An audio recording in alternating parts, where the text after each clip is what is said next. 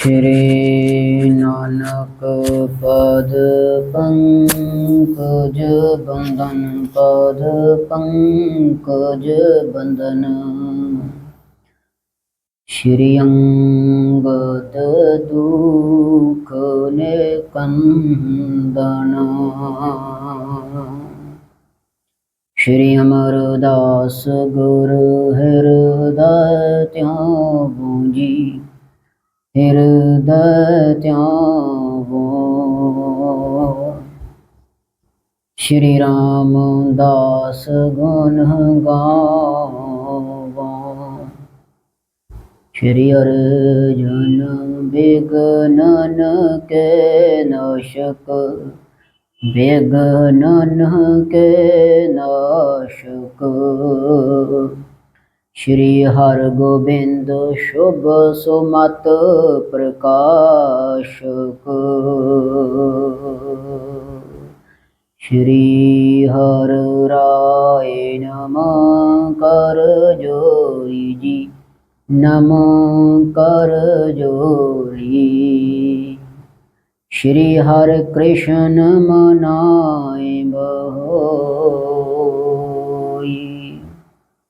तेग बहादुर परम कृपाला जी परम कृपाला श्री गुरु गोबिंद सिंह विसाला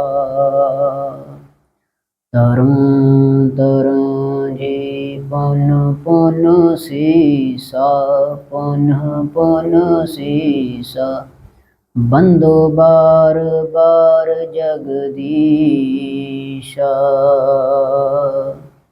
जस में अमृत ज्ञान है माणिक भगत वैराग श्री गुरु ग्रंथ साहिब उदित बंदो कर अनुराग एक ओंकार सतगुरु तह प्रसाद सच होए श्री वाहिगुरु जी की फतह विघ्न विनाशन सोए श्री वाहिगुरु जी की फतह विघ्न विनाशन सोए।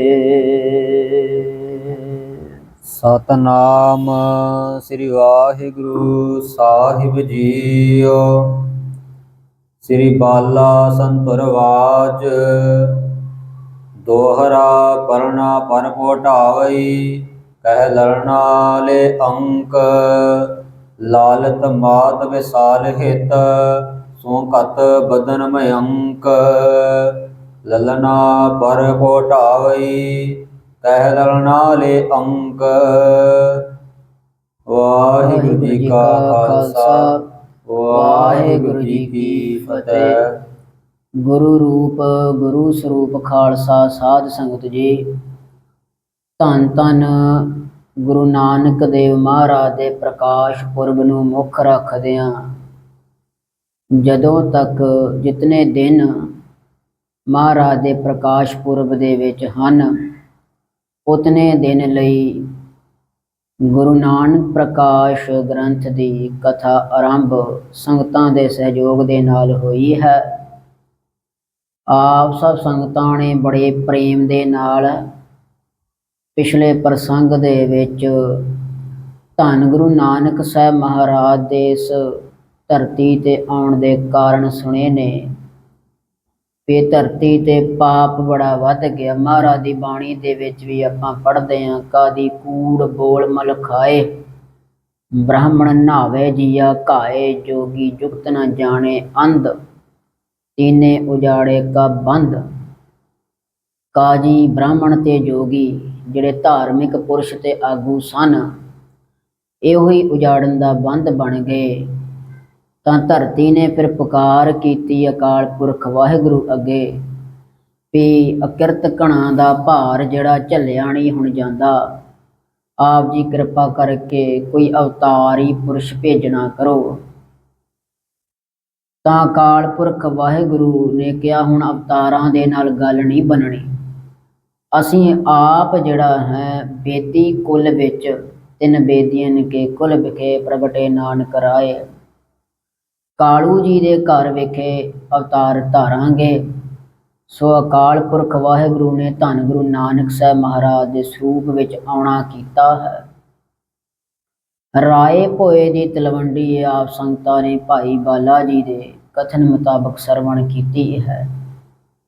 ਧੰਨ ਗੁਰੂ ਨਾਨਕ ਸਾਹਿਬ ਮਹਾਰਾਜ ਦਾ ਜਦੋਂ ਪ੍ਰਕਾਸ਼ ਹੁੰਦਾ ਆ, ਜਦੋਂ ਮਹਾਰਾਜ ਅਵਤਾਰ ਧਾਰਨਾ ਕਰਦੇ ਨੇ, ਜਦੋਂ ਇਸ ਧਰਤੀ ਤੇ ਆਏ, ਜਿਹੜੇ ਕਮਰੇ ਦੇ ਵਿੱਚ ਮਹਾਰਾਜ ਦਾ ਜਨਮ ਹੋਇਆ ਸੀ, ਉਸ ਕਮਰੇ ਦੇ ਵਿੱਚ 8 ਮੂੰਹ ਵਾਲਾ ਦੀਵਾ ਜਗਦਾ ਪਿਆ ਸੀ। ਭਾਵ ਬੜਾ ਪ੍ਰਕਾਸ਼ ਸੀ, ਬੜੀ ਰੌਸ਼ਨੀ ਸੀ। ਪਰ ਧੰਨ ਗੁਰੂ ਨਾਨਕ ਸਾਹਿਬ ਮਹਾਰਾਜ ਦੇ ਨੂਰ ਅੱਗੇ, ਪ੍ਰਕਾਸ਼ ਅੱਗੇ ਉਹ ਰੌਸ਼ਨੀ ਫਿੱਕੀ ਪੈ ਗਈ ਦੀਵੇ ਦੀ। ਦਾਈ ਦੌਲਤਾਂ ਉਹ ਦਾਈ ਹੈ ਜਿਨੇ ਧੰਨ ਗੁਰੂ ਨਾਨਕ ਸਾਹਿਬ ਮਹਾਰਾਜ ਦੇ ਸਭ ਤੋਂ ਪਹਿਲਾਂ ਦਰਸ਼ਨ ਕੀਤੇ, ਤਾਂ ਕਿ ਅਚੰਭਿਤ ਘਟਨਾ ਵੇਖੀ। ਆਖਦੀ ਹੈ, ਬੜੇ ਬੱਚਿਆਂ ਦਾ ਜਨਮ ਮੇਰੇ ਹੱਥ ਵਿੱਚ ਹੋਇਆ ਆ, ਪਰ ਸਾਰੇ ਸੰਸਾਰ ਦੇ ਵਿੱਚ ਰੋ ਕੇ ਆਏ ਨੇ। ਇਹ ਪਹਿਲਾ ਹੈ ਜਿਹੜਾ ਹੱਸਦਾ ਹੋਇਆ ਆਇਆ ਹੈ। ਧੰਨ ਗੁਰੂ ਨਾਨਕ ਸਾਹਿਬ ਮਹਾਰਾਜ ਨੇ ਜਦੋਂ ਜਨਮ ਲਿਆ ਆ, ਅਵਤਾਰ ਧਾਰਿਆ ਆ, ਤਾਂ ਹੱਸਦੇ ਪਏ ਸੀ, ਮੁਸਕਰਾਉਂਦੇ ਪਏ ਸੀ। ਇੱਥੇ ਕਵੀ ਸੰਤੋਖ ਸਿੰਘ ਜੀ ਲਿਖਦੇ ਹਨ, ਉਹ ਭੋਲੀ ਦਾਈ, ਅਣਜਾਣ ਦਾਈ ਇਹ ਨਹੀਂ ਸੀ ਜਾਣਦੀ ਵੀ ਇਸ ਨੂੰ ਕੋਈ ਜਨਮ ਮਰਨ ਦੀ ਪੀੜ ਨਹੀਂ, ਇਹ ਕੋਈ ਆਮ ਬਾਲਕਾਂ ਵਰਗਾ ਬਾਲਕ ਨਹੀਂ, ਇਸ ਵਾਸਤੇ ਇਹਨੂੰ ਕੋਈ ਰੋਣਾ ਨਹੀਂ, ਕੋਈ ਦੁੱਖ ਨਹੀਂ। ਤਾਂ ਪੰਡਿਤ ਹਰਦਿਆਲ ਜੀ ਨੂੰ ਬੁਲਾਇਆ ਗਿਆ ਹੈ। ਪੰਡਿਤ ਹਰਦਿਆਲ ਜੀ ਨੇ ਵੀ ਧੰਨ ਗੁਰੂ ਨਾਨਕ ਸਾਹਿਬ ਦੇ ਦਰਸ਼ਨ ਕੀਤੇ। ਮਨ ਪਤੀਜਿਆ ਗਿਆ। ਵੇਦਾਂ ਦੀ ਰੀਤ ਅਨੁਸਾਰ ਕਾਰ ਵਿਹਾਰ ਜਿਹੜੇ ਹਨ, ਰਸਮਾਂ ਰੀਤੀ ਰਿਵਾਜ ਮਹਿਤਾ ਕਾਲੂ ਜੀ ਦੇ ਘਰ ਵਿਖੇ ਹੋਈਆਂ।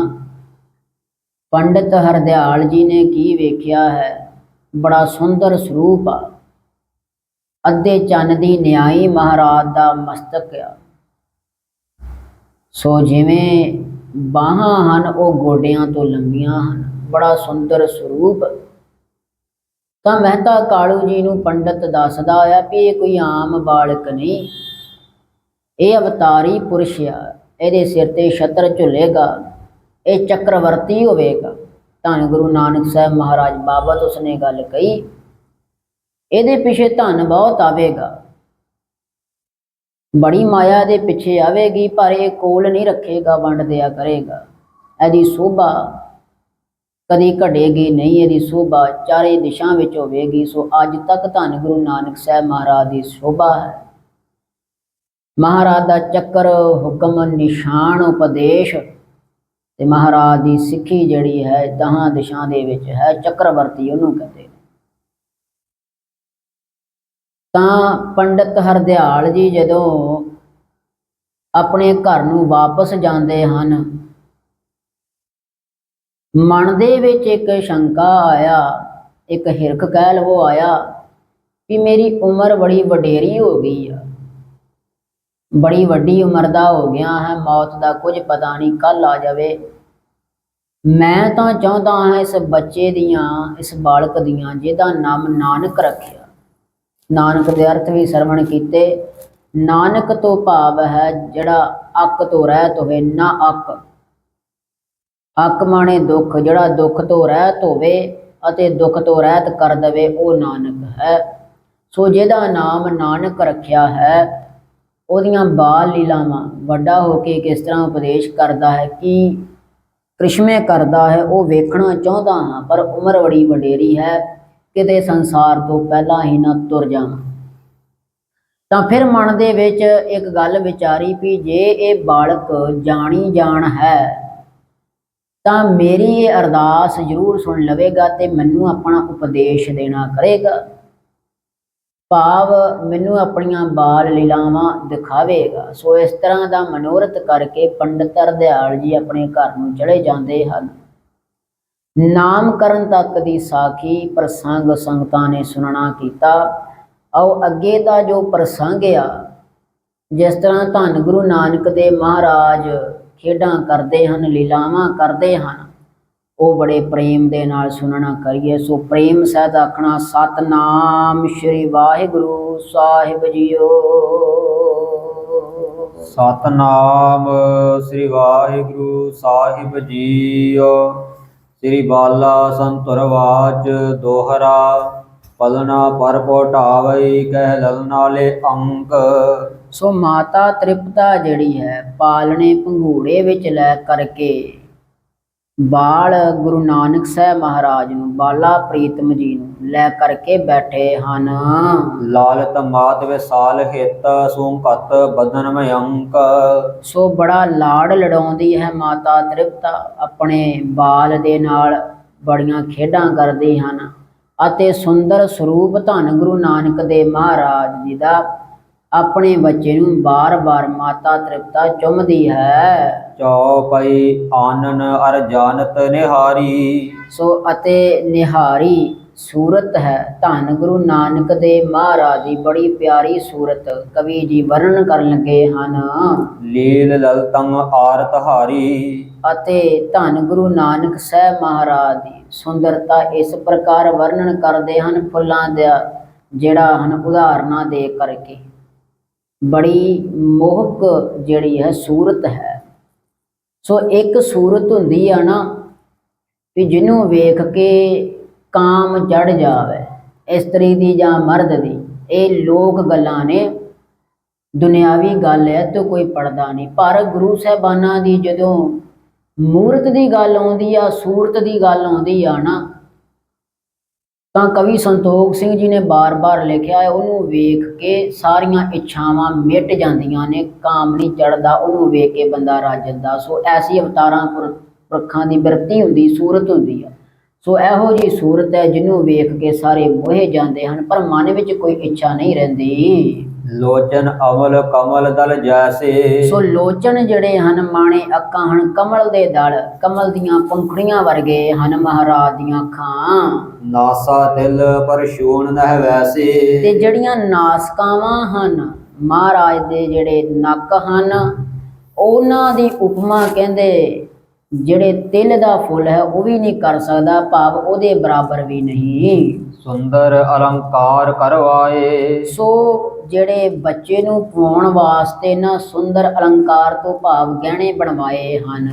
ਬਿਨ ਦੁਖਣ ਕੈ ਭੂਖਣ ਪਾਏ। ਸੋ ਬਿਨਾਂ ਕਿਸੇ ਦੁੱਖ ਦੇ ਇਹ ਸੁੰਦਰ ਗਹਿਣੇ ਗੁਰੂ ਨਾਨਕ ਸਾਹਿਬ ਮਹਾਰਾਜ ਨੂੰ ਪਾਉਣਾ ਕੀਤੇ। ਬਨੀ ਬਾਜਨੀ ਕਿੰਕੰ ਚਾਰ ਪਾਚਾਰੀ। ਸੋ ਲੱਕ ਦੇ ਨਾਲ ਜਿਹੜਾ ਹੈ ਘੁੰਗਰਾਂ ਵਾਲੀ ਮਾਲਾ ਧਾਗਾ ਅਧਿਕ ਬੰਨ੍ਹ ਦਿੱਤੀ ਹੈ। ਕਟ ਮਹਿ ਪਾਈ ਆਤਸ਼ਬ ਵਾਰੀ। ਸੋ ਜਿਹੜੀ ਲੱਕ ਦੇ ਨਾਲ ਲਪੇਟੀ ਹੋਈ ਬੜੀ ਹੀ ਸੁੰਦਰ ਲੱਗ ਰਹੀ ਹੈ ਮਹਾਰਾਜ ਦੇ। ਕਰ ਮਹਿ ਪਟ ਪਦ ਅਨੂਪ ਸੋ ਹੈ।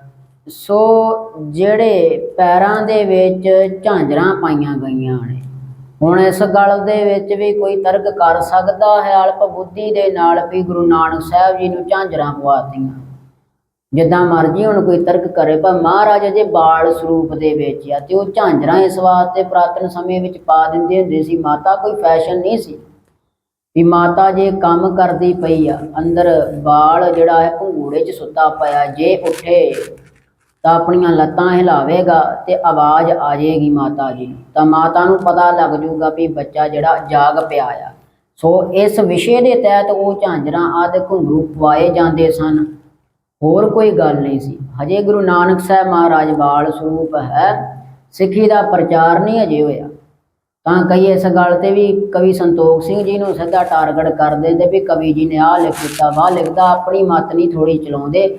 ਸੁਰਹੋ ਵਿਚਾਰ ਗੁਰੂ ਨਾਨਕ ਸਾਹਿਬ ਮਹਾਰਾਜ ਦੇ ਸੁੰਦਰ ਪੈਰਾਂ ਦੇ ਵਿੱਚ ਝਾਂਜਰਾਂ ਪਾ ਦਿੱਤੀਆਂ।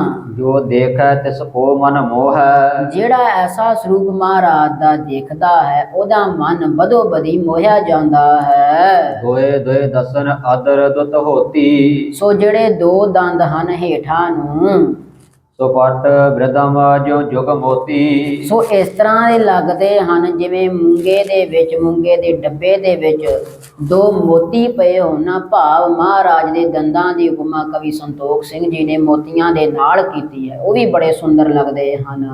ਚੌਪਈ ਅੰਗਣ ਮਹਿ ਰਿੰਗਣ ਅਧਿਕਾਰੀ। ਜਦੋਂ ਧੰਨ ਗੁਰੂ ਨਾਨਕ ਸਾਹਿਬ ਮਹਾਰਾਜ ਨੇ ਰੜਨਾ ਸ਼ੁਰੂ ਕਰ ਦਿੱਤਾ, ਛੋਟੇ ਹਨ ਬਾਲਾ ਪ੍ਰੀਤਮ ਜੀ ਨੇ ਜਦੋਂ ਰੜਨਾ ਸ਼ੁਰੂ ਕੀਤਾ ਹੈ ਵਿਹੜੇ ਵਿੱਚ, ਚਰਨਾ ਮੁਝ ਖਿੰਚਤ ਬਲਿਹਾਰੀ। ਸੋ ਕਵੀ ਸੰਤੋਖ ਸਿੰਘ ਜੀ ਜਿਹੜੇ ਹਨ ਉਹ ਕਹਿੰਦੇ ਹਨ ਮਹਾਰਾਜ ਦੇ ਛੋਟੇ ਛੋਟੇ ਜਿਹੜੇ ਪੈਰ ਹਨ ਕਮਲਾਂ ਦੀ ਨਿਆਈ ਹਨ। ਜਦੋਂ ਮਹਾਰਾਜ ਰੜਦੇ ਹਨ ਤੇ ਮੈਂ ਉਹਦੇ ਤੋਂ ਬਲਿਹਾਰ ਜਾਂਦਾ। ਕਵੀ ਸੰਤੋਖ ਸਿੰਘ ਜੀ ਨੇ ਜਿਹੜਾ ਇਹ ਗ੍ਰੰਥ ਲਿਖਿਆ ਨਾ, 14 ਪੋਥੀਆਂ ਲਿਖੀਆਂ ਗੁਰ ਇਤਿਹਾਸ ਦੀਆਂ। ਇੰਜ ਲੱਗਦਾ ਹੈ ਜਦੋਂ ਇਹਦੀ ਕਥਾ ਸੁਣੀਏ ਪੜ੍ਹੀਏ, ਇਦਾਂ ਲੱਗਦਾ ਹੈ ਜਿਵੇਂ ਕਵੀ ਸੰਤੋਖ ਸਿੰਘ ਜੀ ਨੇ ਖੁਦ ਅੱਖੀਂ ਵੇਖ ਕੇ ਸਭ ਕੁਝ ਲਿਖਿਆ ਹੈ। ਬੜੇ ਬਰੀਕੀ ਦੇ ਨਾਲ ਹਰ ਗੱਲ ਲਿਖੀ ਹੈ। ਇਹਦੇ ਪਿੱਛੇ ਕਾਰਨ ਹੈ, ਇੱਕ ਤਾਂ ਲਿਖਾਇਆ ਗੁਰੂ ਕਲਗੀਧਰ ਪਾਤਸ਼ਾਹ ਨੇ ਆਪ ਆਪਣੀ ਮਿਹਰ ਦੇ ਨਾਲ ਹੈ। ਦੂਜਾ ਚੂੜਾਮਨ ਕਵੀ ਸੰਤੋਖ ਸਿੰਘ ਜੀ ਦੀ ਭਗਤੀ ਭਾਵ ਪ੍ਰੇਮ ਦਾ ਕਮਾਲ ਹੈ ਵੀ ਇੰਨਾ ਵੱਡਾ ਖਜ਼ਾਨਾ ਸਿੱਖਾਂ ਨੂੰ ਦਿੱਤਾ। ਤੇ ਇੰਜ ਲੱਗਦਾ ਹੈ ਜਦੋਂ ਆਪਾਂ ਇਸ ਗ੍ਰੰਥ ਦੀ, ਸੂਰ ਪ੍ਰਕਾਸ਼ ਗ੍ਰੰਥ ਦੀ ਜਾਂ ਗੁਰੂ ਨਾਨਕ ਪ੍ਰਕਾਸ਼ ਗ੍ਰੰਥ ਦੀ ਕਥਾ ਪੜ੍ਹਦੇ ਹਾਂ, ਸੁਣਦੇ ਹਾਂ ਨਾ, ਅਸੀਂ ਉਸੇ ਸਮੇਂ ਵਿੱਚ ਚਲੇ ਜਾਂਦੇ ਹਾਂ। ਸੋ ਇਸ ਤਰ੍ਹਾਂ ਕਵੀ ਜੀ ਨੇ ਕਿਹਾ ਹੈ ਜਦੋਂ ਗੁਰੂ ਨਾਨਕ ਸਾਹਿਬ ਮਹਾਰਾਜ ਰੜਦੇ ਹਨ, ਉਹਨਾਂ ਦੇ ਛੋਟੇ ਜਿਹੜੇ ਕਮਲਾਂ ਦੀ ਨਿਆਈ ਚਰਨ ਹਨ, ਮੈਂ ਉਹਨਾਂ ਤੋਂ ਬਲਿਹਾਰ ਜਾਂਦਾ ਹਾਂ। ਖੇਰਤ ਹਸਤ ਹਸਾਵਤ ਔਰੀ। ਆਪ ਵੀ ਹੱਸਦੇ ਹਨ ਮਹਾਰਾਜ ਅਤੇ ਦੂਜਿਆਂ ਨੂੰ ਵੀ ਹਸਾਉਂਦੇ ਹਨ। ਛੋਟੇ ਬੱਚੇ ਦੇ ਰੂਪ ਹਨ, ਇਹ ਗੱਲ ਯਾਦ ਰੱਖਣੀ। ਆਪ ਵੀ ਜਿਵੇਂ ਹੱਸਦੇ ਹਨ ਤੇ ਜਿਹੜਾ ਉਹਨਾਂ ਨੂੰ ਵੇਖ ਲੈਂਦਾ ਹੈ ਉਹ ਵੀ ਹੱਸ ਪੈਂਦਾ ਹੈ। ਕਿਲਕਤ ਮੁਖ ਤੇ ਮਾਦਰ ਠੌਰੀ। ਸੋ ਬੜਾ ਮਿੱਠੀ ਆਵਾਜ਼ ਦੇ ਨਾਲ ਇਹ ਜਗਤ ਗੁਰੂ ਦੀਨ ਦੁਨੀਆ ਦਾ ਪਾਤਸ਼ਾਹ ਬਾਲਾ ਪ੍ਰੀਤਮ ਧੰਨ ਗੁਰੂ ਨਾਨਕ ਸਾਹਿਬ ਮਹਾਰਾਜ ਕਿਲਕਾਰੀਆਂ ਮਾਰਦੇ ਹਨ।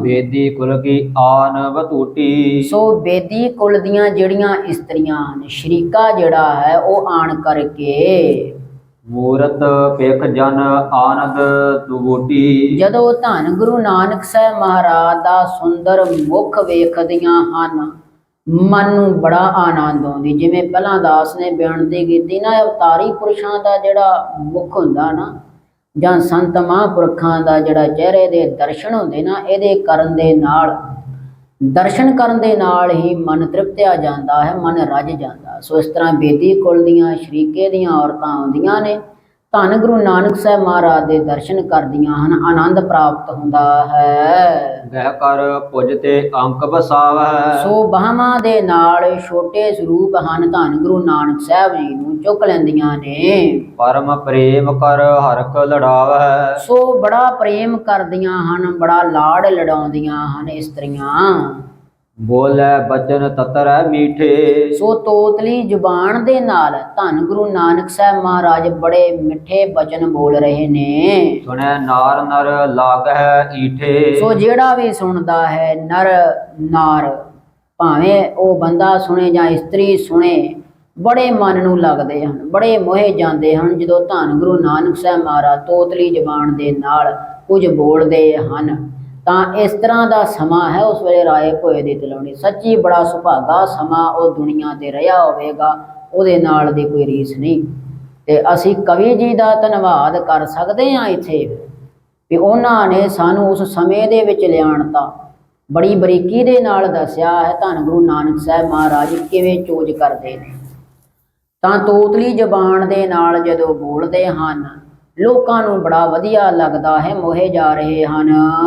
ਫੇਰ ਹੈ ਮਾਤ ਤਾਤ ਅਨੁਰਾਗੇ। ਸੋ ਮਾਤ ਤਾਤ, ਮਾਤਾ ਨੂੰ ਜਿਹੜਾ ਹੈ ਆਪਣਾ ਪੁੱਤਰ ਦੇ ਨਾਲ ਬੜਾ ਪ੍ਰੇਮ ਹੈ, ਦੋਵਾਂ ਨੂੰ, ਮਾਤਾ ਜੀ ਨੂੰ ਵੀ ਅਤੇ ਪਿਤਾ ਕਾਲੂ ਜੀ ਨੂੰ ਵੀ ਬੜਾ ਅਨੁਰਾਗ ਪ੍ਰੇਮ ਆਉਂਦਾ ਹੈ। ਫਿਰਤ ਭੂਮਿਕਾ ਮ੍ਰਿਤਕਾ ਲਾਗਹਿ। ਸੋ ਇਸ ਤਰ੍ਹਾਂ ਜਦੋਂ ਧੰਨ ਗੁਰੂ ਨਾਨਕ ਸਾਹਿਬ ਛੋਟੇ ਰਿੜਦੇ ਹਨ ਤੇ ਜਦੋਂ ਰਿੜਦੇ ਪਏ ਹਨ ਮਿੱਟੀ ਪੈਰਾਂ ਨੂੰ ਲੱਗ ਜਾਂਦੀ ਹੈ, ਸਰੀਰ ਨੂੰ ਮਿੱਟੀ ਲੱਗ ਜਾਂਦੀ ਹਨ, ਲਿਬੜ ਜਾਂਦੇ ਹਨ ਮਿੱਟੀ ਦੇ ਨਾਲ।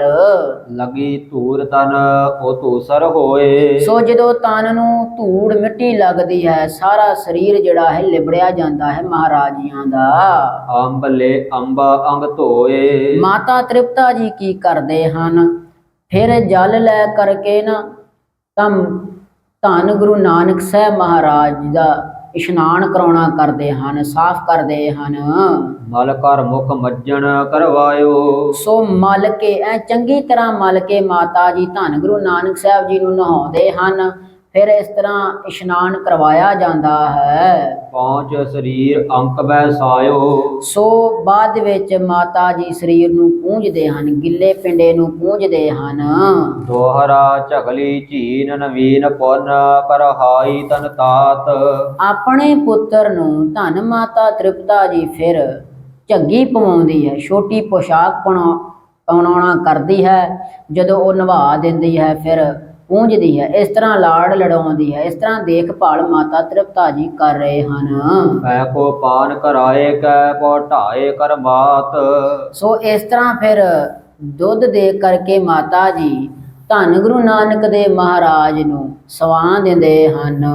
ਚੌਪਈ ਜੁਗਲ ਘਟੀ ਪਰਨਾ ਪਰ ਸੋਏ। ਸੋ ਥੋੜਾ ਕੁ ਸਮਾਂ ਬੀਤਦਾ ਹੈ, 2 ਘੜੀਆਂ ਹੀ ਮਸਾਂ ਮਹਾਰਾਜ ਸੌਣਾ ਕਰਦੇ ਹਨ। ਜਾਗੇ ਬਹੁਤ ਸੋ ਚੇਤਨ ਹੋਏ। ਫਿਰ ਬਾਅਦ ਵਿੱਚ ਮਹਾਰਾਜ 2 ਘੜੀਆਂ ਤੋਂ ਬਾਅਦ ਜਾਗ ਜਾਂਦੇ ਹਨ। ਬਾਲਾ ਪ੍ਰੀਤਮ ਜੀ ਲਗੇ ਬਾਲ ਲੀਲਾ ਪੁਨ ਕਰਨੇ। ਫਿਰ ਬਾਲ ਲੀਲਾਵਾਂ ਆਪਣੀਆਂ ਖੇਡਾਂ ਆਪਣੀਆਂ ਚੋਜਾਂ ਕਰਦੇ ਹਨ। ਪਕਰ ਹੈ ਪਰਨਾ ਹੋਏ ਪਗ ਪਰਨੇ। ਸੋ ਆਪਣੇ ਛੋਟੇ ਛੋਟੇ ਹੱਥਾਂ ਦੇ ਨਾਲ ਆਸਰਾ ਲੈ ਕਰਕੇ ਖੜੇ ਹੁੰਦੇ ਹਨ। ਜਿਵੇਂ ਬੱਚੇ ਆਪਾਂ ਆਮ ਵੇਖੀਦੇ ਆ ਨਾ, ਪਰ ਧੰਨ ਗੁਰੂ ਨਾਨਕ ਸਾਹਿਬ ਮਹਾਰਾਜ ਨੂੰ ਆਮ ਬੱਚਿਆਂ ਵਰਗਾ ਸਮਝਣ ਦੀ ਗੁਸਤਾਖੀ ਵੀ ਨਾ ਕਰਨਾ। ਇਹ ਬਸ ਇੱਕ ਉਦਾਹਰਣ ਦਿੱਤੀ ਹੈ, ਜਿਵੇਂ ਆਮ ਬੱਚੇ ਵੇਖੀਦੇ ਹਨ ਉਸ ਤਰ੍ਹਾਂ ਧੰਨ ਗੁਰੂ ਨਾਨਕ ਸਾਹਿਬ ਮਹਾਰਾਜ ਛੋਟੇ ਹਨ, ਕੁਝ ਕੁ ਮਹੀਨਿਆਂ ਦੇ ਹਨ। ਇਸ ਤਰ੍ਹਾਂ ਆਸਰਾ ਲੈ ਕਰਕੇ ਖੜੇ ਹੋ ਜਾਂਦੇ ਹਨ। ਭਇਓ ਚਰਨ ਬਲ ਹੋਵੈ ਠਾਡੇ। ਸੋ ਆਪਣੇ ਚਰਨਾਂ ਦੇ ਬਲ ਦੇ ਨਾਲ ਖੜੇ ਹੁੰਦੇ ਹਨ। ਖੇਲੈ ਬਾਲਣ ਮਹਿਤਤ ਬਾਡੇ। ਸੋ ਆਪਣੇ ਬੱਚਿਆਂ ਦੇ ਜਿਹੜੇ ਨਹਾਣ ਦੇ ਬੱਚੇ ਹਨ ਉਹਨਾਂ ਦੇ ਨਾਲ ਧੰਨ ਗੁਰੂ ਨਾਨਕ ਸਾਹਿਬ ਮਹਾਰਾਜ ਖੇਡਾਂ ਖੇਡ ਰਹੇ ਹਨ। ਊਖਣ ਸ਼ਬਦ ਭਲਾਵਤ ਹੋਵਤ।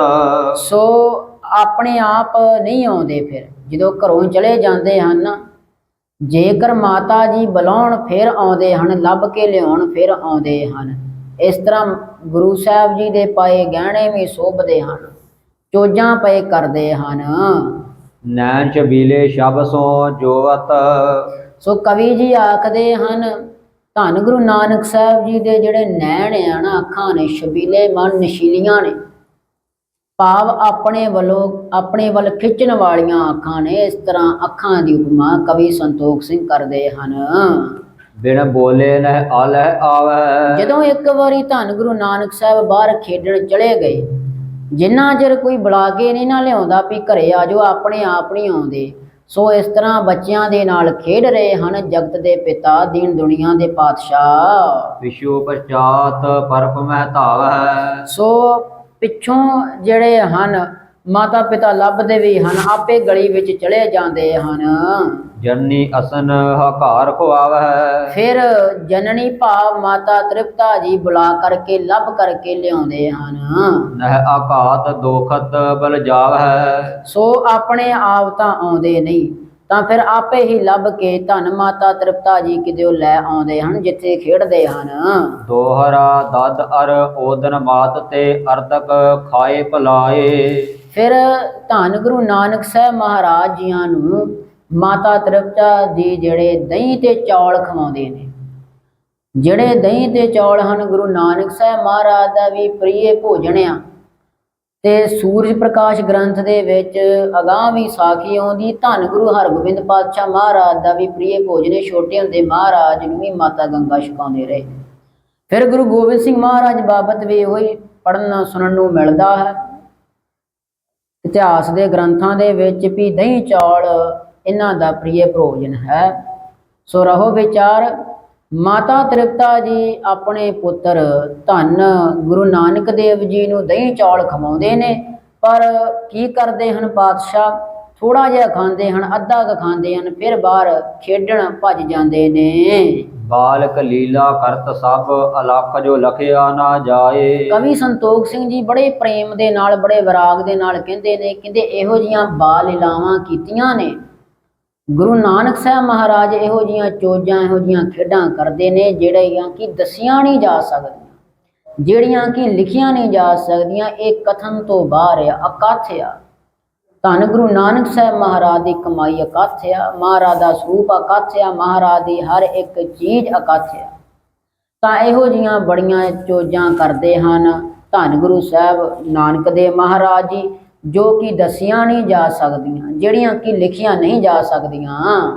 ਚੌਪਈ ਲੇਕਰ ਕਾਲੂ ਅੰਕ ਦਲਾਰੈ। ਤਾਂ ਪਿਤਾ ਕਾਲੂ ਜੀ ਜਿਹੜੇ ਹਨ ਗੁਰੂ ਨਾਨਕ ਸਾਹਿਬ ਮਹਾਰਾਜ ਨੂੰ ਗੋਦੀ ਵਿੱਚ ਚੁੱਕ ਲੈਂਦੇ ਨੇ। ਪਾਵਤ ਸੁਖ ਸੋ ਬਦਨ ਨਿਹਾਰ ਹੈ। ਜਦੋਂ ਆਪਣੇ ਪੁੱਤਰ ਦਾ ਮੁਖ ਵੇਖਦੇ ਹਨ ਬੜਾ ਸੁਖ ਪ੍ਰਾਪਤ ਕਰਦੇ ਹਨ ਕਾਲੂ ਜੀ। ਤਜ ਕਰ ਜਨਕ ਅੰਕ ਕੋ ਜਾਵੈ। ਤਾਂ ਪਿਤਾ ਕਾਲੂ ਜੀ ਦੀ ਗੋਦੀ ਛੱਡ ਕੇ ਧੰਨ ਗੁਰੂ ਨਾਨਕ ਸਾਹਿਬ ਮਹਾਰਾਜ ਬਾਹਰ ਫਿਰ ਮਿੱਤਰਾਂ ਦੇ ਨਾਲ ਖੇਡਣ ਲਈ ਦੌੜ ਪੈਂਦੇ ਹਨ। ਨਲ ਬਾਲਣ ਸੋ ਖੇਲ ਮਚਾਵੈ। ਤੇ ਆਪਣੇ ਹਾਣ ਦੇ ਬੱਚਿਆਂ ਦੇ ਨਾਲ ਫਿਰ ਖੇਡ ਮਚਾਉਂਦੇ ਹਨ, ਫਿਰ ਖੇਡਾਂ ਖੇਡਦੇ ਹਨ। ਪੰਥ ਪ੍ਰਕਾਸ਼ ਦੇ ਵਿੱਚ ਇਸ ਤਰ੍ਹਾਂ ਵੀ ਲਿਖਿਆ ਆ ਵੀ ਧੰਨ ਗੁਰੂ ਨਾਨਕ ਦੇ ਮਹਾਰਾਜ ਨਾ ਕੀ ਖੇਡਾਂ ਖੇਡਦੇ ਹਨ। ਮਹਾਰਾਜ ਆਪ ਬੈਠ ਜਾਂਦੇ ਨੇ ਤੇ ਭਾਈ ਮਰਦਾਨਾ ਵੀ ਨਾਲ ਸੀ, ਬਚਪਨ ਤੋਂ ਨਾਲ ਸੀ। ਤਾਂ ਉਹਨੂੰ ਇੱਕ ਕਾਨੇ ਦਾ ਬਣਾ ਕੇ ਨਾ ਨਕਲੀ ਜਿਹਾ ਤੂੰਬਾ ਦੇ ਦਿੰਦੇ ਹਨ। ਤਾਂ ਸਤਸੰਗ ਕਰਦੇ ਨੇ, ਭਾਵ ਬਚਪਨ ਤੋਂ ਜਿਹੜਾ ਹੈ ਵੀ ਉਹ ਰੱਬ ਵਾਲੀ ਖੇਡ ਹੀ ਖੇਡਦੇ ਨੇ, ਉਦੋਂ ਵੀ ਨਾਮ ਜਪਾਉਂਦੇ ਹਨ। ਸੋ ਚਲੋ ਇੱਥੇ ਤੇ ਨਹੀਂ ਦਰਜ, ਪਰ ਹੋਰ ਗ੍ਰੰਥਾਂ ਦਾ ਹਵਾਲਾ ਵੀ ਆਪਾਂ ਲੈ ਸਕਦੇ ਹਾਂ। ਤਾਂ ਫਿਰ ਬੱਚਿਆਂ ਕੋਲ ਚਲੇ ਜਾਂਦੇ ਹਨ, ਆਪਣੇ ਹਾਣ ਦੇ ਜਵਾਕਾਂ ਕੋਲ, ਫਿਰ ਖੇਡਾਂ ਖੇਡਦੇ ਹਨ ਗੁਰੂ ਨਾਨਕ ਦੇਵ ਜੀ। ਸੁੰਦਰਤਾ ਮੰਦਰ ਮੁਖ ਸੁਹੇਰੇ। ਸੋ ਜਿਹੜਾ ਗੁਰੂ ਨਾਨਕ ਸਾਹਿਬ ਮਹਾਰਾਜ ਦਾ ਬੜਾ ਸੁੰਦਰ ਮੁਖ ਹੈ। ਨਰ ਨਾਰੀ ਜਾਵਤ ਮਗ ਘੇਰ ਹੈ। ਸੋ ਜਿਹੜੇ ਨਰ ਨਾਰੀ ਜਿਹੜੇ ਕੋਲੋਂ ਲੰਘਦੇ ਹਨ ਤਾਂ ਧੰਨ ਗੁਰੂ ਨਾਨਕ ਸਾਹਿਬ ਮਹਾਰਾਜ ਨੂੰ ਵੇਖਣਾ ਕਰਦੇ ਨੇ, ਤਾਂ ਘੇਰੇ ਜਾਂਦੇ ਹਨ, ਮੋਹਿਤ ਹੋ ਜਾਂਦੇ ਹਨ, ਵੇਖਦੇ ਹੀ ਰਹਿੰਦੇ ਹਨ ਮਹਾਰਾਜ ਨੂੰ। ਬੋਲ ਹੈ ਬੋਲ ਬੁਲਾਵੈ ਬਚਣਾ। ਸੋ ਇਸ ਤਰ੍ਹਾਂ ਆਪਸ ਵਿੱਚ ਗੱਲਾਂ ਕਰਕੇ ਬਚਨ ਵਿਲਾਸ ਕਰ ਰਹੇ ਹਨ। ਗਿਰਾ ਮਾਧੁਰੀ ਕੀ ਜਨ ਰਚਨਾ। ਸੋ ਇਹ ਜਿਹੜੀ ਰਚਨਾ ਹੈ ਧੰਨ ਗੁਰੂ ਨਾਨਕ ਸਾਹਿਬ ਮਹਾਰਾਜ ਜੀਆਂ ਦੀ, ਇਹ ਪਰਸਪਰ ਲੋਕ ਲਗਾਈ। ਸੋ ਲੋਕ ਜਿਹੜੇ ਹਨ ਉਹ ਪਤੀਜਦੇ ਜਾਂਦੇ ਹਨ ਧੰਨ ਗੁਰੂ ਨਾਨਕ ਸਾਹਿਬ ਜੀ ਦੇ ਮੁਖ ਨੂੰ ਵੇਖ ਕੇ। ਕਾਲੂ ਭਾਗ ਅਹਿ ਅਧਕਾਈ। ਤਾਂ ਕਹਿੰਦੇ ਹਨ ਕਾਲੂ ਜੀ ਦੇ ਨਾ ਬੜੇ ਵੱਡੇ ਭਾਗ ਹਨ, ਬੜੇ ਭਾਗਾਂ ਵਾਲਾ, ਕਿਸਮਤ ਵਾਲਾ ਹੈ ਮਹਿਤਾ ਕਾਲੂ। ਜਿਸ ਆਵਾਸ ਸੁਤ ਆਸ ਉਪਜਿਓ। ਜਿਹਦੇ ਘਰ ਵਿੱਚ ਐਸਾ ਸੁੱਤ ਮਾਣੇ ਪੁੱਤਰ ਗੁਰੂ ਨਾਨਕ ਸਾਹਿਬ ਜੀ ਵਰਗਾ ਪੈਦਾ ਹੋਇਆ। ਸਾਬਿਦ ਸੋਨੇ ਹਾਲ ਭਉ ਭਇਓ। ਜਿਹੜੀਆਂ ਹਰ ਵਿਧੀਆਂ ਦੇ ਵਿੱਚ, ਹਰ ਚੀਜ਼ ਦੇ ਵਿੱਚ ਨਿਪੁੰਨ ਮੰਨਿਆ ਜਾਂਦਾ ਹੈ। ਦੋਹਰਾ ਸਭ ਹੈ ਸੁਭਾਵਕ ਪ੍ਰੇਮ ਮਨ ਕਰਹਿ ਬਦਨ ਨਿਹਾਰ। ਸੋ ਸਾਰੇ ਹੀ ਧੰਨ ਗੁਰੂ ਨਾਨਕ ਸਾਹਿਬ ਮਹਾਰਾਜ ਦਾ ਚਿਹਰਾ ਦੇਖ ਕਰਕੇ, ਮੁਖ ਦੇ ਦਰਸ਼ਨ ਕਰਕੇ ਨਾ ਮਨ ਦੇ ਵਿੱਚ ਬੜਾ ਪ੍ਰੇਮ ਕਰਦੇ ਹਨ, ਬੜਾ ਉਤਸ਼ਾਹ ਕਰਦੇ ਹਨ। ਜੈਸੇ ਜਾਤ ਸਮੁੰਦਰ ਮਹਿ ਸਭ ਸਰਤਾ ਕੋ ਬਾਰ। ਸੋ ਦ੍ਰਿਸ਼ਟਾਂਤ ਦਿੰਦੇ ਹਨ ਕਵੀ ਸੰਤੋਖ ਸਿੰਘ ਜੀ, ਕਹਿੰਦੇ ਜਿੱਦਾਂ ਸਾਰੀਆਂ ਨਦੀਆਂ ਜਿਹੜੀਆਂ ਨਾ ਅੰਤ ਨੂੰ ਸਮੁੰਦਰ ਵਿੱਚ ਹੀ ਮਿਲ ਜਾਂਦੀਆਂ ਨੇ, ਇਸ ਤਰ੍ਹਾਂ ਸਾਰੇ ਹੀ ਗੁਰੂ ਨਾਨਕ ਸਾਹਿਬ ਮਹਾਰਾਜ ਜੀਆਂ ਦਾ ਦਰਸ਼ਨ ਕਰਕੇ ਮਹਾਰਾਜ ਵੱਲ ਖਿੱਚੇ ਜਾ ਰਹੇ ਹਨ।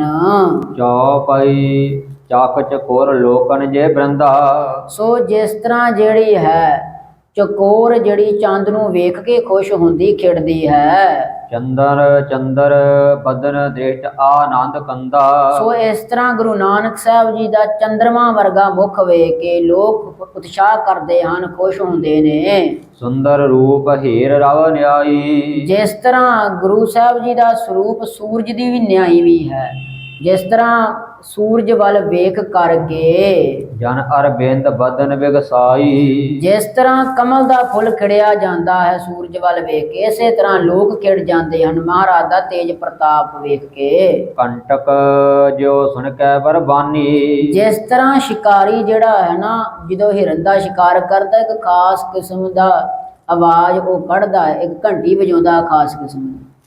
ਉਹ ਘੰਟੀ ਨੂੰ ਵੇਖ ਕਰਕੇ ਹਿਰਨ ਮੋਹਿਆ ਜਾਂਦਾ ਹੈ। ਤਾਂ ਜਿਸ ਤਰ੍ਹਾਂ ਸ਼ਿਕਾਰੀ ਦੀ ਉਸ ਘੰਟੀ ਦੀ ਆਵਾਜ਼ ਸੁਣ ਕੇ ਹਿਰਨ ਮੋਹਿਆ ਜਾਂਦਾ ਹੈ, ਕਰਹਿ ਠਾਂਡ ਢਿਗ ਮ੍ਰਿਗਹਿ ਸਮਾਨੀ। ਸੋ ਜਿਸ ਤਰ੍ਹਾਂ ਉਹ ਹਿਰਨ ਮੋਹੇ ਗਏ ਉਸ ਸ਼ਿਕਾਰੀ ਦੀ ਘੰਟੀ ਦੀ ਆਵਾਜ਼ ਸੁਣ ਕਰਕੇ, ਇਹ ਵਿਦ ਬਾਲਕ ਲੀਲਾ ਕਰਹੀ। ਇਸ ਤਰ੍ਹਾਂ ਗੁਰੂ ਨਾਨਕ ਸਾਹਿਬ ਜੀ ਲੀਲਾਵਾਂ ਕਰਦੇ ਹਨ, ਖੇਡਾਂ ਕਰਦੇ ਹਨ ਕਿ ਧਿਆਨ ਜੇ ਤਰਹਿ ਭਉਦਤ ਤਰਹੀ। ਸੋ ਉਹਦੇ ਵੱਲ ਧਿਆਨ ਜਿਹੜਾ ਧਰਦਾ ਆ ਨਾ, ਗੁਰੂ ਸਾਹਿਬ ਜੀ ਦੇ ਜਿਹੜੇ ਦਰਸ਼ਨਾਂ ਕਰਦਾ ਆ, ਉਹਦਾ ਤੇ ਕਹਿੰਦੇ ਜਨਮ ਮਰਨ ਹੀ ਕੱਟਿਆ ਜਾਂਦਾ ਹੈ। ਦਰਸ਼ਨ ਪਰਸੀਏ ਗੁਰੂ ਕੈ ਜਨਮ ਮਰਨ ਦੁਖ ਜਾਏ। ਸੋ ਇਸ ਤਰ੍ਹਾਂ ਗੁਰੂ ਨਾਨਕ ਸਾਹਿਬ ਮਹਾਰਾਜ ਦੇ ਜਿਹੜਾ ਦਰਸ਼ਨ ਕਰਦਾ, ਧਿਆਨ ਧਰਦਾ ਹੈ, ਮੋਹਿਆ ਜਾਂਦਾ ਹੈ, ਜਨਮ ਮਰਨ ਤੋਂ ਮੁਕਤ ਹੁੰਦਾ ਹੈ। ਪਾਂਚ ਬਰਖ ਕੀ ਹੋਈ ਬੈਸਾ। ਫਿਰ ਗੁਰੂ ਨਾਨਕ ਸਾਹਿਬ ਮਹਾਰਾਜ ਜਦੋਂ 5 ਸਾਲ ਦੇ ਹੋ ਗਏ ਹਨ, ਕਰਨ ਲਗੇ ਕਾਰਜ ਪੁਨ ਐਸਾ। ਫਿਰ ਇਦਾਂ ਦਾ ਉਹ ਕੰਮ ਕਰਨ ਲੱਗੇ ਹਨ ਕਿ ਲੇਹ ਵਤ ਕਰ ਬਾਹਰ ਧਾਵ ਹੈ। ਜਿਹੜੀ ਚੀਜ਼ ਹੈ ਘਰ ਵਿੱਚੋਂ ਚੁੱਕ ਕਰਕੇ ਬਾਹਰ ਲੈ ਜਾਂਦੇ ਹਨ ਇੱਕ ਵਾਰੀ। ਜੋ ਲੇਵ ਹੈ ਸੋ ਜਾਏ ਗਵਾਵ ਹੈ। ਜਿਹੜੀ ਚੀਜ਼ ਲੈ ਗਏ ਇੱਕ ਵਾਰੀ ਘਰੋਂ ਚੁੱਕ ਕਰਕੇ ਬਾਹਰ, ਫਿਰ ਇੱਕੋ ਵਾਰੀ ਲੈ ਕੇ ਜਾਂਦੇ, ਗਵਾ ਦਿੰਦੇ ਹਨ, ਵਾਪਸ ਘਰ ਵਿੱਚ ਨਹੀਂ ਲੈ ਕੇ ਆਉਂਦੇ। ਦੋਹਰਾ ਭਾਂਜਨ ਭੂਖਣ ਬਸਨ ਜੇ ਨਿਜ ਅਨਿਜ ਕਰੰਤ ਤੇ ਅੰਗ। ਸੋ ਜਿਸ ਤਰ੍ਹਾਂ ਭਾਂਡੇ, ਗਹਿਣੇ, ਕੱਪੜੇ ਆਦਿਕ ਇਹ ਚੀਜ਼ਾਂ ਹਨ, ਧੰਨ ਗੁਰੂ ਨਾਨਕ ਸਾਹਿਬ ਮਹਾਰਾਜ ਲੈ ਜਾਂਦੇ ਹਨ ਬਾਹਰ, ਤਾਂ ਫਿਰ ਬਸ ਇੱਕੋ ਵਾਰੀ ਲੈ ਕੇ ਗਏ, ਵਾਪਸ ਘਰ ਵਿੱਚ ਨਹੀਂ ਲਿਆਉਂਦੇ। ਭਾਵ ਸ਼ੁਰੂ ਤੋਂ ਸੁਭਾਅ ਜਿਹੜਾ ਹੈ ਉਹ ਦਾਨੀਆਂ ਵਾਲਾ ਹੈ, ਇਸ ਤਰ੍ਹਾਂ ਦਾ ਸੁਭਾਅ ਹੈ। ਜਾਏ ਨਿਰਸਤ ਹੈ ਜਾਏ ਤਹ ਜਹ ਅਗਾਤ ਦਿਨੇਆ। ਸੋ ਉੱਥੇ ਜਾ ਕੇ ਸੁੱਟ ਦਿੰਦੇ ਹਨ ਜਿੱਥੇ ਕਿਤੇ ਕੋਈ ਗਰੀਬ ਬੈਠਾ ਹੁੰਦਾ ਜਾਂ ਰਹਿੰਦੇ ਹਨ, ਗਰੀਬਾਂ ਦੀ ਬਸਤੀ ਕੋਈ, ਉੱਥੇ ਜਾ ਕੇ ਸੁੱਟ ਦਿੰਦੇ ਹਨ। ਚੌਪਈ ਕਰਤ ਨਿਤਾ ਪ੍ਰਤ ਇਹ ਵਿਦਕਾਰ। ਰੋਜ਼ ਹੀ ਇਹ ਕਾਰ ਕਰਦੇ ਨੇ। ਧੰਨ ਗੁਰੂ ਨਾਨਕ ਸਾਹਿਬ ਮਹਾਰਾਜ ਜਦੋਂ 5 ਸਾਲ ਦੇ ਨੇ, ਘਰੋਂ ਚੀਜ਼ ਚੁੱਕੀ, ਜਿੱਥੇ ਕੋਈ ਗਰੀਬ ਵੇਖਿਆ ਉੱਥੇ ਸੁੱਟ ਦਿੱਤੀ ਹੈ। ਦਇਆ ਕਰਨ ਕੋ ਜਿਹ ਵਿਵਹਾਰ। ਇਹ ਦਇਆ ਵਾਲਾ ਵਿਹਾਰ ਹੈ, ਇਹ ਤਰਸ ਵਾਲਾ ਵਿਹਾਰ ਹੈ। ਸ਼ੁਰੂ ਤੋਂ ਹੀ ਪਾਤਸ਼ਾਹ ਦਾ ਇਹੋ ਸੁਭਾਅ, ਇਹੋ ਵਿਹਾਰ ਰਿਹਾ ਹੈ। ਇੱਕ ਬਾਸੁਰ ਇੱਕ ਭਾਂਜਨ ਲੀਨਾ। ਸੋ ਇੱਕ ਦਿਨ ਜਿਹੜਾ ਹੈ ਭਾਂਡਾ ਮਹਾਰਾਜ ਨੇ ਲਿਆ, ਰੰਕ ਪਖਿਓ ਇੱਕ ਦਹਿ ਸੁਟ ਦੀਨਾ। ਤਾਂ ਕੀ ਵੇਖਿਆ ਹੈ, ਇੱਕ ਗਰੀਬ ਵੇਖਿਆ ਤਾਂ ਉਹਦੇ ਨੇੜੇ ਸੁੱਟ ਦਿੱਤਾ ਉਹ ਭਾਂਡਾ। ਮੁਰ ਕਰ ਨਿਜ ਕਰ ਆਏ ਜਵੇਹੀ। ਜਦੋਂ ਫਿਰ ਮੁੜ ਕੇ ਆਪਣੇ ਘਰ ਨੂੰ ਆਏ ਹਨ, ਜਨਨੀ ਹੀਰਾ ਰੋਸੀ ਤਬਹੀ। ਤਾਂ ਮਾਤਾ ਤ੍ਰਿਪਤਾ ਜੀ ਨੇ ਫਿਰ ਗੁੱਸਾ ਕੀਤਾ ਹੈ ਇਸ ਗੱਲ ਦਾ। ਬੂਝਣ ਲਗੀ ਕਾਂ ਹੈ ਗੇਰਾ। ਸੋ ਪੁੱਛਣ ਲੱਗੀ, ਲਾਲ ਜੀ ਕਿੱਥੇ ਸੁੱਟ ਦਿੱਤਾ ਹੈ ਭਾਂਡਾ। ਸੋ ਜਿਵੇਂ ਆਪਾਂ 10ਵੇਂ ਪਾਤਸ਼ਾਹ ਦੇ ਬਾਬਤ ਵੀ ਇਹ ਸਾਖੀ ਪੜ੍ਹਦੇ ਆ ਨਾ, ਤੇ ਮਹਾਰਾਜ ਨੇ ਕੰਗਣ ਸੁੱਟ ਦਿੱਤੇ ਸੀ। 2 ਕੰਗਣ ਕਿਨੇ ਭੇਟ ਕੀਤੇ, ਇੱਕ ਮਹਾਰਾਜ ਨੇ ਸੱਜੇ ਹੱਥ ਪਾਇਆ, ਇੱਕ ਖੱਬੇ ਹੱਥ ਪਾਇਆ, ਤੇ ਜਿਹੜਾ ਕੰਗਣ ਆ ਉਹ ਸੁੱਟ ਦਿੱਤਾ ਨਦੀ ਦੇ ਵਿੱਚ। ਮਾਤਾ ਗੁਜਰੀ ਜੀ ਕਹਿਣ ਲੱਗੀ ਵੀ ਕਿੱਥੇ ਸੁੱਟਿਆ ਕੰਗਣ, ਦੱਸੋ ਮੈਨੂੰ। ਤੇ ਕਹਿੰਦੇ ਮਾਤਾ ਜੀ ਦੱਸ ਦਿੰਦੇ ਆ, ਤੇ ਨਾਲ ਗਏ ਆ ਤੇ ਦੂਜਾ ਕੰਗਣ ਲਾ ਕੇ ਵਗਾ ਕੇ ਮਾਰਿਆ, ਕਹਿੰਦੇ ਇੱਥੇ ਸੁੱਟਿਆ। ਤਾਂ ਇਹ ਸਾਖੀਆਂ ਮਿਲਦੀਆਂ ਨੇ, ਕਿਉਂਕਿ ਜੋਤ ਇੱਕ ਆਣਾ, ਜੋ ਪਹਿਲੀ ਜੋਤ ਹੈ ਉਹੀ 10ਵੀਂ ਜੋਤ ਹੀ ਆ।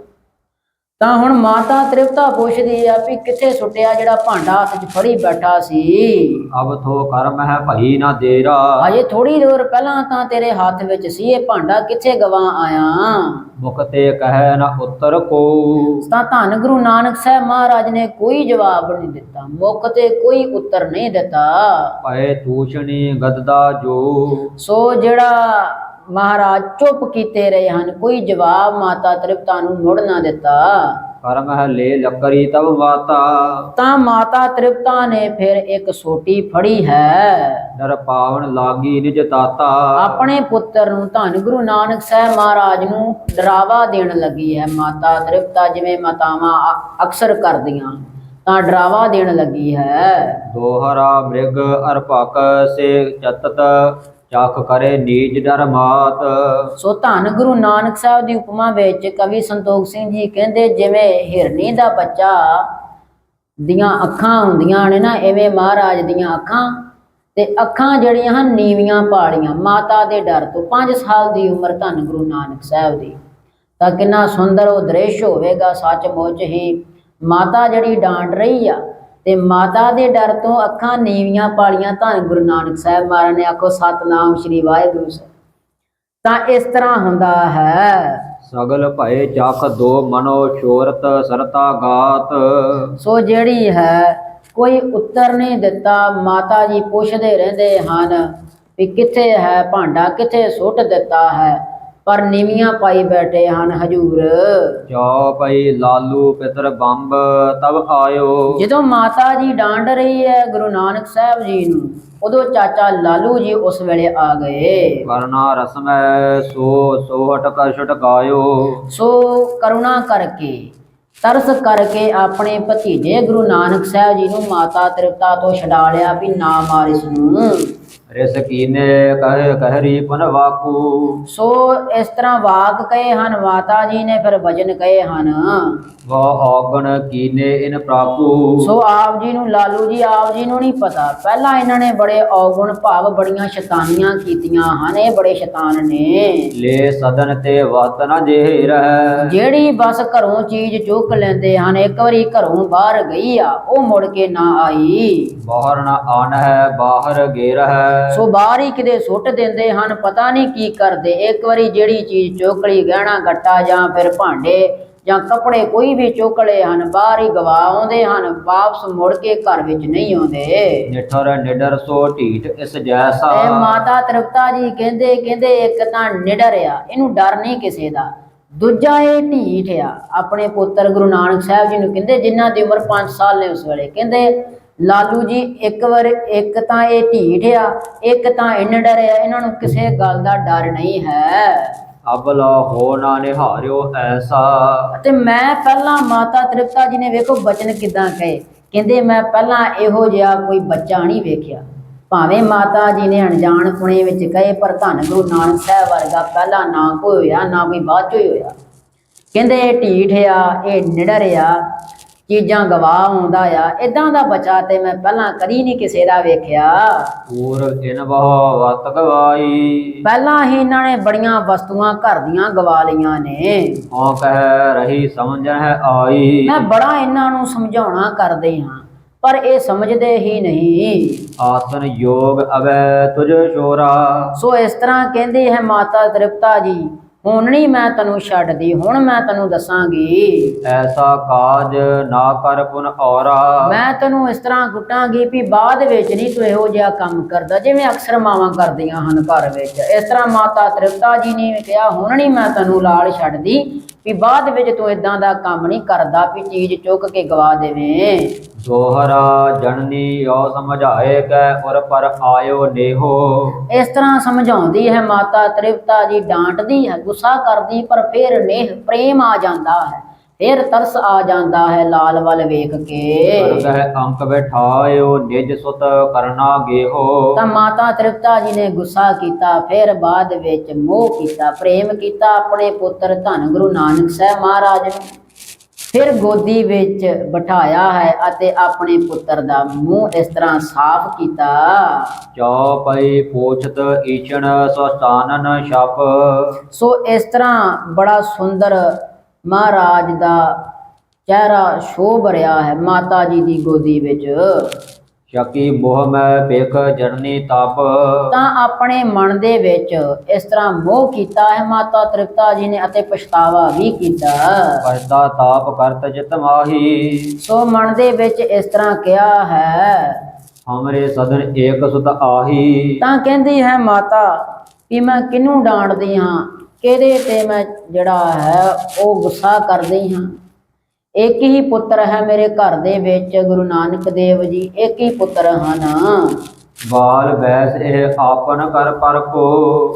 ਸੋ ਇਹ ਹਜੇ ਬੱਚਾ ਹੈ, ਇਹਨੂੰ ਨਹੀਂ ਪਤਾ ਆਪਣਾ ਕਿਹੜਾ ਹੈ, ਪਰਾਇਆ ਕਿਹੜਾ ਹੈ। ਸੋ ਇਹਦਾ ਕੀ ਕਸੂਰ ਹੈ। ਹਾਨ ਲਾਭ ਨਹਿ ਜਾਣ ਹੈ ਘਰ ਕੋ। ਸੋ ਇਹਨੂੰ ਕੀ ਪਤਾ ਘਰ ਦੇ ਵਿੱਚ ਕੀ ਫਾਇਦਾ ਹੈ, ਕੀ ਨੁਕਸਾਨ ਹੈ ਘਰ ਦਾ, ਜਾਂ ਕੀ ਫਾਇਦਾ, ਕਿਹੜੀ ਚੀਜ਼ ਚੰਗੀ ਹੈ, ਕਿਹੜੀ ਮਾੜੀ ਹੈ, ਕਿਹੜਾ ਕੰਮ ਚੰਗਾ, ਕਿਹੜਾ ਬੁਰਾ ਹੈ। ਇਹ ਅਜੇ ਬੱਚੇ ਹਨ, ਸੋ ਇਹਨਾਂ ਨੂੰ ਕੀ ਪਤਾ। ਸੋ ਮੈਂ ਐਵੇਂ ਗੁੱਸਾ ਕਰਦੀ ਹਾਂ। ਵੱਡੋ ਹੋਏ ਸਮਝ ਹੈ ਸਭ ਰੀਤੀ। ਸੋ ਜਦੋਂ ਵੱਡਾ ਹੋ ਜਾਵੇਗਾ ਸਾਰੀ ਗੱਲਬਾਤ ਰੀਤ ਮਰਿਆਦਾ ਘਰ ਦੀ ਸਾਰੀਆਂ ਜ਼ਿੰਮੇਵਾਰੀਆਂ ਆਪੇ ਹੀ ਸਮਝ ਲਵੇਗਾ। ਅਬ ਡਰ ਪਾਵਨ ਕੀ ਨਹਿ ਨੀਤੀ। ਹੁਣ ਮੈਨੂੰ ਕਿਸੇ ਗੱਲ ਦਾ ਡਰ ਨਹੀਂ ਹੈ। ਇਸ ਤਰ੍ਹਾਂ ਆਪਣੇ ਮਨ ਨੂੰ ਮਾਤਾ ਤ੍ਰਿਪਤਾ ਜੀ ਨੇ ਸਮਝਾਇਆ। ਫਿਰ ਬਾਅਦ ਵਿੱਚ ਪਛਤਾਵਾ ਖਾਧਾ ਤੇ ਧੰਨ ਗੁਰੂ ਨਾਨਕ ਸਾਹਿਬ ਮਹਾਰਾਜ ਨੂੰ, ਜੋ ਕੇਵਲ 5 ਸਾਲ ਦੇ ਨੇ, ਫਿਰ ਲਾਡ ਲਡਾਉਣ ਲੱਗ ਪਈ ਹੈ ਮਾਤਾ ਤ੍ਰਿਪਤਾ। ਸੋ ਇਸ ਤਰ੍ਹਾਂ ਦੀਆਂ ਬਾਲ ਲੀਲਾਵਾਂ ਹੁੰਦੀਆਂ ਹਨ। ਸੋ ਸੁਭਾਨ ਹੈ ਕਵੀ ਸੰਤੋਖ ਸਿੰਘ ਜੀ, ਜਿਨ੍ਹਾਂ ਨੇ ਇਤਨੇ ਪ੍ਰੇਮ ਦੇ ਨਾਲ, ਆਪਣੀ ਕਲਮ ਦੇ ਕਮਾਲ ਦੇ ਨਾਲ ਇਹ ਗੁਰ ਇਤਿਹਾਸ ਲਿਖਿਆ ਹੈ ਵੀ ਇਨਸਾਨ ਉੱਥੇ ਹੀ ਚਲਾ ਜਾਂਦਾ ਜਦੋਂ ਪੜ੍ਹਦਾ ਹੈ ਜਾਂ ਸੁਣਦਾ ਹੈ, ਤਾਂ ਉਸ ਰਾਏ ਭੋਏ ਦੀ ਤਲਵੰਡੀ ਵਿੱਚ ਹੀ ਚਲੇ ਜਾਂਦਾ ਹੈ। ਸਾਰਾ ਦ੍ਰਿਸ਼ ਕਵੀ ਜੀ ਸਾਹਮਣੇ ਲਿਆ ਦਿੰਦੇ ਹਨ। ਸੋ ਇਤਨੀਆਂ ਕੁ ਬੇਨਤੀਆਂ ਪ੍ਰਵਾਨ ਕਰਨੀਆਂ। ਸੋ ਕੱਲ ਦੀ ਕਥਾ ਦੇ ਵਿੱਚ ਜੋ ਧੰਨ ਗੁਰੂ ਨਾਨਕ ਸਾਹਿਬ ਮਹਾਰਾਜ ਹੋਰ ਬਾਲ ਲੀਲਾਵਾਂ ਕਰਨਗੇ, ਫਿਰ ਮਹਿਤਾ ਕਾਲੂ ਜੀ ਅਤੇ ਪੰਡਤ ਹਰਦਿਆਲ ਜੀ ਨੂੰ ਲਾਮਾ ਵੀ ਦੇਣਗੇ ਵੀ ਤੁਸੀਂ ਤਾਂ ਕਹਿੰਦੇ ਸੀ ਵੀ ਬੜਾ ਧਨ ਆਵੇਗਾ, ਬੜੀਆਂ ਭਾਗਾਂ ਵਾਲਾ, ਮੈਨੂੰ ਤੇ ਲੱਗਦਾ ਜਿਹੜਾ ਮੈਂ ਜੋੜਿਆ ਉਹ ਵੀ ਜਾਵੇਗਾ। ਤਾਂ ਇਸ ਤਰ੍ਹਾਂ ਫਿਰ ਉਹ ਲਾਮਾ ਦਿੰਦੇ। ਫਿਰ ਪੰਡਤ ਹਰਦਿਆਲ ਜੀ ਕਹਿੰਦਾ ਹੈ ਵੀ ਇੱਕ ਗੱਲ ਹੋਰ ਸੀ, ਉਹ ਮੈਂ ਤੁਹਾਨੂੰ ਦੱਸੀ ਨਹੀਂ, ਮੈਂ ਤੁਹਾਨੂੰ ਉਹ ਵੀ ਦੱਸਦਾ। ਇੱਕ ਗੱਲ ਹੋਰ ਇਹਨਾਂ ਦੇ ਬਾਬਤ ਹੈ। ਸੋ ਉਹ ਕੱਲ ਦੀ ਕਥਾ ਦੇ ਵਿੱਚ ਆਪਾਂ ਸਰਵਣ ਕਰਾਂਗੇ। ਹੋਈਆਂ ਭੁੱਲਾਂ ਚੁੱਕਾਂ ਦੀ ਖਿਮਾ। 2 ਪੰਕਤੀਆਂ ਪੜ੍ਹ ਕਰਕੇ ਸਮਾਪਤੀ ਹੈ ਜੀ। ਵੱਡੋ ਹੋਏ ਸਮਝੈ ਸਭ ਰੀਤੀ। ਅਬ ਡਰ ਪਾਵਨ ਕੀ ਨਹਿ ਨੀਤੀ। ਵਾਹਿਗੁਰੂ ਜੀ ਕਾ ਖਾਲਸਾ, ਵਾਹਿਗੁਰੂ ਜੀ ਕੀ ਫਤਿਹ। ਵਾਹਿਗੁਰੂ।